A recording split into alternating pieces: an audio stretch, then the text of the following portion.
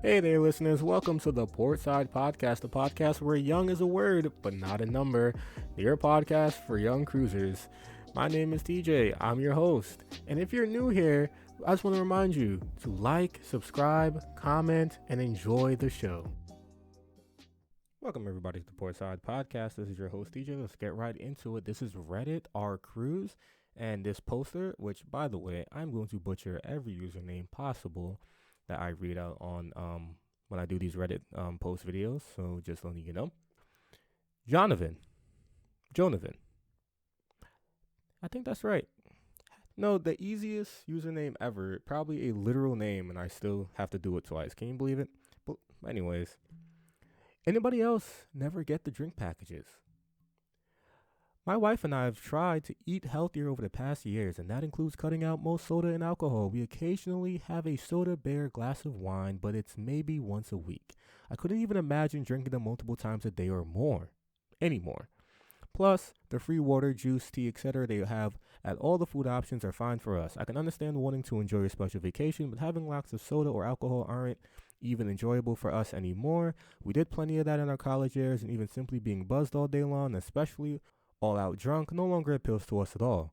Anybody else not get the drink packages for a reason other than they cost too much? So, let me tell you why I don't get the drink package. As a 26-year-old who was a young cruiser, you would think I would be all over the drink packages. You think I would just be in a group of my friends with we just have 10 different buckets of empty beer that we just drank and demolished and filled. And the reality is, not necessary. I just never deemed it necessary to get the drink package. It's not that I wouldn't want to, it's that there's really no point. Because when I think about the drink packages, right, I always ask myself, like, what is the percentage of alcohol I'd have to drink, or any beverage that comes in included in the packages that I would have to drink, that would kind of give me a reason to say, yeah, this was worth it. And personally, for me, after doing the calculation, is way too much. It's just way too much that I don't think I would want to be buzzed or drunk that much on the ship. Like, I feel like I'm more immersed when I'm just kind of letting it all ride out when I'm sober rather than being drunk all the time. Not that being drunk on the ship is a bad thing, especially during the daytime. Nah, man, live it up, bro. Live it up, especially during the daytime, because the reality is you'll probably stop off and drink at places like Senior Frog and Margaritaville, sorry, and you're probably going to be day drinking there anyway. I'm just saying, what I'm saying is that, like, I feel like I know I'm going to get drunk at night on the ship, so I don't feel the need to get drunk during the day. I kind of want to just enjoy the activities, the leisure, the events and such. And honestly, I'm probably just going to get drunk when I go on some of these, places on board on shore anyway. So I feel like because the actual vacation is going to be so packed with so much activities and things happening, that I don't really feel the need to actually have to get the drink package. Like Carnival, especially, like no, I'm sorry, not Carnival, Norwegian. Yeah, Norwegian has some pretty cool drink deals on some of the days on board. Like when you're on sea days, the $2 mimosas, people. Come on, bro. I think like Royal Caribbean does it as well. Like where it's just like they have like these like drink specials that go on midday or something like that.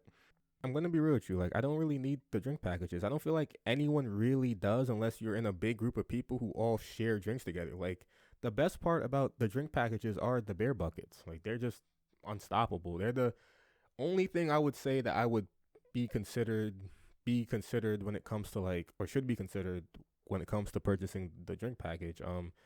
I don't think that it includes any real specialty drinks, like special drinks anyway. If not, they limit you on how many you can probably get, most likely, because, I don't go on the board and I'm just buying a bunch of like Heineken and Coronas. I'm a Blue Moon guy. I love Blue Moon and I love different types of IPAs, but at the same time, like, beer isn't the only thing I drink. Like, I might get like a fancy drink or two, and I don't think the drink packages are, at least not on the cruises I've been on in the past. They've never actually, and I've asked, because I remember this, I've asked those who do have drink packages if they cover like actual specialty drinks, and they said no. So if I ask for like an amaretto sour, maybe like an old fashioned, or even ask for like a Miami Vice, I don't think it's gonna cover that. And if it does, like I said, it's a limited, I'm sure, in number and how many of those specialty drinks that it actually covers.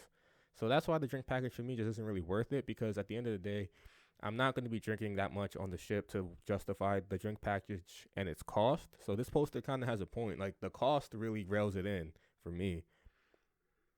And, alcohol is a big money maker for the cruises. So I don't even know if they're incentivizing you on getting the drink package with how much they cost. But yeah, I could definitely understand with all of the free beverages that you actually do get on the ship. And you even get like free beverages even at dinner, I think, on most cruise ships I've been on. Grab like a soda, like a Sprite or a ginger ale or something like that, and call it a day. And I think that kind of works out for everyone in everyone's favor. So drink package for me, not a big deal. But should that discourage any one of you from getting it? No. Have a big enough group who loves to drink and party and have fun that you go get that drink package, and you get those beer buckets, and you guys go drink, have fun, play ping pong, play chess, large, oversized chest on the corner of the boat. Do what you got to do. Enjoy your vacation. But just be responsible, be safe out there, respect those around you, get to know those around you, be inviting, and have, and just, do you. But also be cost effective. I'm the kind of guy that wants to like cruise and also go home with a lot of money in my pocket. You know what I'm saying? I like to know that I didn't spend nearly as much as I thought I would on the vacation, especially being that the cost of entry for a lot of these cruises are pretty steep for people in the age range that I'm in, which is 26. So late 20s, early 20s people might not have the best kind of time blowing money on the ship, but also paying for the entry. So the drink package for me is just something that I would stay away from. But that doesn't mean that you guys can't. So that's all I have to say though, guys. Thanks for listening. Like, comment, and subscribe. Shout out to Carnival for returning to cruising. Shout out to every one of you who are going on cruises this year specifically. Good luck. Be safe. Have fun. Remember, portsidepodcast@gmail.com. Send some emails and let me know how things went with your cruise. I would love to know. I'm very interested in what I'm going to be heading into whenever I go on the cruise next time, how the procedures are, embarkation, debarkation, and even going through border patrol, because there's a lot of things that people don't talk about when it comes to debarkation, which it can take some time, and embarkation, embarkation is actually pretty easy. It's pretty cool. You just kind of like wait it out in the waiting area of the port, and then you just get online, you get on the ship. I feel like I should make videos on embarkation and debarkation so people know like what they're getting themselves into, because it can be pretty hectic sometimes. I'm not going to hold you.